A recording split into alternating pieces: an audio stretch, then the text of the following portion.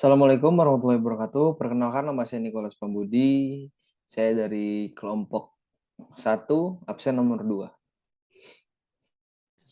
Saya di sini ingin melakukan tugas laksana itu public speaking dengan PowerPoint yang sudah saya buat. Judul saya kali ini adalah Pendidikan Indonesia setelah Kemerdekaan. Sudahkah pemerintah menerapkan pendidikan sesuai dengan kemampuan mahasiswa? Di sini ada 3 konten yang saya buat, yaitu pertama, permasalahan terjadi dalam pelaksanaannya, perubahan model pendidikan yang terjadi, dan solusi dalam menangani masalah pendidikan. Dasar pendidikan Indonesia, yaitu pendidikan Indonesia hampir 5 tahun, tiap 5 tahun mengalami perubahan. Perubahan terjadi tentu saja memiliki dampak yang signifikan bagi semua kalangan.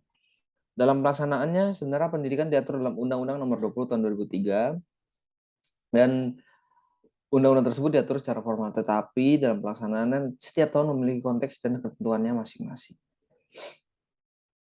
Permasalahan terjadi dalam pelaksanaannya. Yang pertama, pelaksanaan tidak maksimal. Pelaksanaan tidak maksimal disebabkan tidak tersedianya ruang kelas yang memadai, dana pendidikan yang kurang, dan tidak memiliki guru-guru atau yang tidak terlatih. Kedua, minimnya sosialisasi, yaitu kebingungan bagi tenaga pelajar dan proses pembelajaran yang kurang efektif. Lalu penerapan belum merata, ini menyebabkan terjadinya perbedaan di setiap instansi, lalu mahasiswa sulit mencari informasi yang valid karena penerapan yang berbeda-beda di setiap kampusnya. Lalu adaptasi yang terlalu singkat, ini menyebabkan sulitnya adaptasi bagi mahasiswa dan kurang maksimal dalam pembelajaran yang dilakukan. Lalu ada piramida. Di sini piramida saya urutkan sesuai dengan yang paling umum. Yang pertama adalah adaptasi terlalu singkat. Adaptasi yang terlalu singkat menyebabkan mahasiswa sulit menerima dan mengaplikasikan apa yang diterapkan oleh pemerintah. Lalu penerapan yang belum merata. Penerapan yang belum merata tentu saja masih menjadi momok bagi mahasiswa karena mahasiswa jadi terkotak-kotakan dengan kampusnya masing-masing. Lalu minimnya sosialisasi dengan berbagai macam ketentuan yang dibuat, maka sosialisasi merupakan suatu hal yang wajib namun dilupakan pemerintah. Lalu pelaksanaan yang tidak maksimal, dengan segala kekurangan terjadi, maka pelaksanaan setiap kurikulum atau setiap perubahan yang dilakukan terjadi tidak maksimal.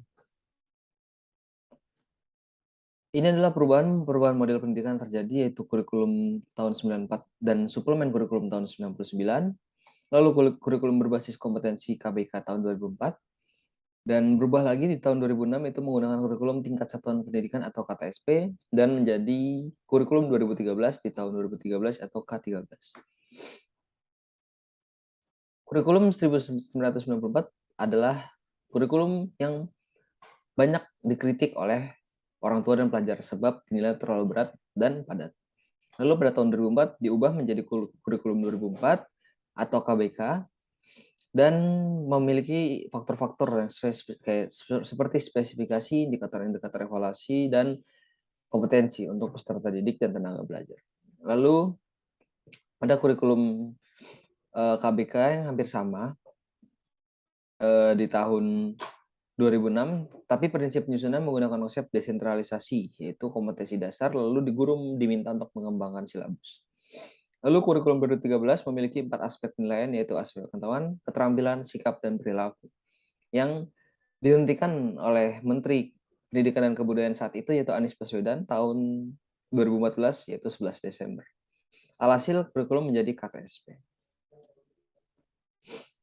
Faktor-faktor penghambat, yang pertama adalah minimnya siswa diberikan waktu untuk mengembangkan diri di luar jam pelajaran. Dengan dibatasi hal tersebut, maka siswa dan mahasiswa memiliki kecenderungan tidak berkomunikasi dan membuat penyerapan informasi kurang baik. Lalu sistem pembelajaran dipatokkan sama rata bagi seluruh individu merupakan faktor yang lumayan besar pengaruhnya untuk pengembangan pendidikan Indonesia. Dan yang terakhir adalah siswa dan mahasiswa dibatasi oleh daerah dan kebijakan masing-masing. Lalu ini adalah solusi dalam menangani masalah pendidikan, yaitu meningkatkan kualitas tenaga pendidik, meningkatkan efisiensi proses belajar, dan menambah penyediaan dana pendidikan. Dengan beberapa poin di atas, maka sebagai pemerintah seharusnya lebih memperhatikan kembali permasalahan yang terjadi. Karena saat kurikulum baru diterbitkan, belum tentu semua instansi dapat melaksanakannya dengan baik. Langkah pemerintah yang sudah dilakukan adalah menciptakan program wajib belajar, membuat program sekolah gratis, mendirikan sekolah berkualitas yang tersebar di seluruh penjuru wilayah Indonesia, dan menciptakan perpustakaan atau taman baca. Kesimpulan yang dapat saya buat adalah Pendidikan di Indonesia seharusnya bisa lebih baik lagi, tetapi terlalu banyak perubahan yang terjadi membuat kurang maksimalnya penerapan kepada siswa dan prakteknya. Dengan adanya saran yang saya buat, besar harapan pemerintah dapat melakukan penelitian dan menetapkan kurikulum yang berlangsung selama. Sekian dari saya dan terima kasih.